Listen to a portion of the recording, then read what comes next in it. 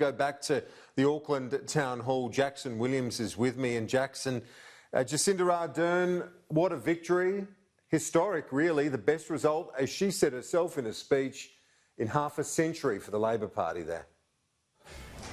Yeah, Prime Minister Jacinda Ardern, yes, as you rightly point out, saying this is the best result for the Labor Party in 50 years. Jacinda Ardern addressing party faithful here at the Auckland Town Hall this evening, saying that she, over the next 3 years, and her Labor colleagues will govern for all New Zealanders. Kieran, as we've been discussing tonight, the big question heading into this election was if Labor would be capable of earning enough votes to be able to govern alone. They've well and truly done that. They are projected to have 64 seats in Parliament, above the 61 required to be able to govern alone. Here's Jacinda Ardern speaking a short time ago. I can promise you, we will be a party that governs for every New Zealander.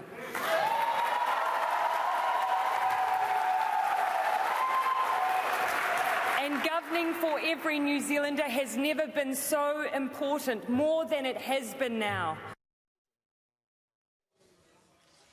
So Labor has enough seats to be able to govern alone. The first time that has been achieved in the 24-year history of MMP, the electoral system that's in place here in New Zealand. Despite this landslide victory, this thumping win by Jacinda Ardern's Labor Party. As for the makeup of this government and whether or not Jacinda Ardern is wanting to bring the Green Party into the fold, well, the Prime Minister remaining a bit tight-lipped. She says she wants to wait until more results come through.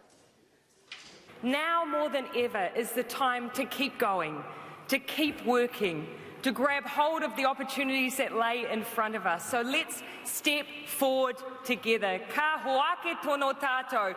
Let's keep moving. As for the National Party, Kieran, well, this is a humiliating loss. Judith Collins describing it as a very tough campaign, a tough night for the National Party. But Judith Collins not giving any indication whatsoever, Kieran, that she has any intention of stepping down as leader of the National Party. And Jackson, as you reflect on the political climate in New Zealand, as you look back over the last 12 to 18 months, is it really the turning point? You know, the pandemic's been a massive issue right around the world, but was that a turning point for the political prospects of the Prime Minister and her Labor Party as well? Oh, absolutely. Pre-COVID, in February, Labor was trailing the National Party, believe it or not. It was the National Party that was polling in the mid-40s ahead of the Labor Party, and then COVID arrived. We saw quite decisive leadership by Jacinda Ardern describing New Zealand's approach as going hard, as going early, and she certainly had buy-in from the community. And compared to most of the world, New Zealand has done incredibly well in controlling the virus. We did have that resurgence in August that saw the election actually delayed, postponed by a month, but that was brought under control after Auckland was placed into lockdown, and now there's 0 cases of COVID in the community. So absolutely, Kieran, COVID really changed everything. It changed the political landscape here in New Zealand. It resulted in Simon Bridges, who was National Party leader at the beginning of the year, being rolled by Todd Muller. He lasted just 50 days in the job. 3 months ago, Judith Collins stepped up to replace him. She was voted as National Party leader by the caucus. She had an extremely difficult task, an uphill battle that she failed to conquer. The National Party. This is a woeful result for them, Kieran.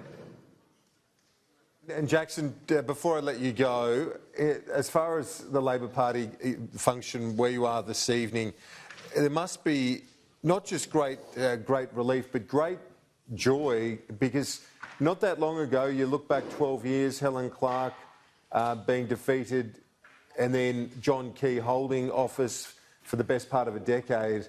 They've had their time in the political wilderness recently. It must feel, there must be a joyful mood there for many of them. Yeah, absolutely. There's not many people here anymore. I think the members of the media actually outnumber supporters of the Labor Party. That's because this event has wrapped up. But I'm sure for those who have been here tonight celebrating with Labor MPs watching the Prime Minister's speech, they'll be kicking on well and truly into the night. And they have every right to, Kieran, because this is a thumping victory. Labor projected to win 64 seats, the first party in New Zealand under the current electoral system that's been in place since 1996 that's in a position to be able to govern alone. Just quickly, if I can, I'd like to touch on one of the other parties, the future of one of the other parties that's been in power for the past 3 years, and that is New Zealand First, led by Winston Peters. Well, that party will have zero representation over the next 3 years here in New Zealand. New Zealand First receiving around 2.5% of the vote, Kieran. That is well below the 5% threshold that parties need to make it back in. So you would suspect that this spells the end of Winston Peters' political career. He's an incredibly colourful character. Many Australians, of course, are very familiar with Winston Peters, one of the most recognisable politicians in this country. But for the next 3 years, Winston Peters will be without a job, at least without a job in politics. Yeah, the end of an era, that's for sure. And tell our viewers about, well, two things. The Green Party's done really well, and then this party called ACT, A-C-T, the ACT Party. Many Australians, including myself, unaware of this political entity, but they've had a great night and won a number of seats. Can you give us some sense of what their political platform is? Yeah, absolutely. This is a libertarian party known as ACT. Just refreshing the Electoral Commission's website. So ACT, 96.6% of votes have been counted. ACT with 8% of votes. That's 10 MPs in Parliament. So look, ACT on track to be the third biggest party in Parliament. For the past 3 years, there's just been a sole ACT MP, David Seymour, the leader of the party. And what we really saw with David Seymour following the Christchurch attack, he was the one dissenting voice who was opposed to the gun reforms in the country. And I think one of the reasons, not the only reason, that the ACT has seen a big boost in support, it has attracted disaffected national supporters, but also it's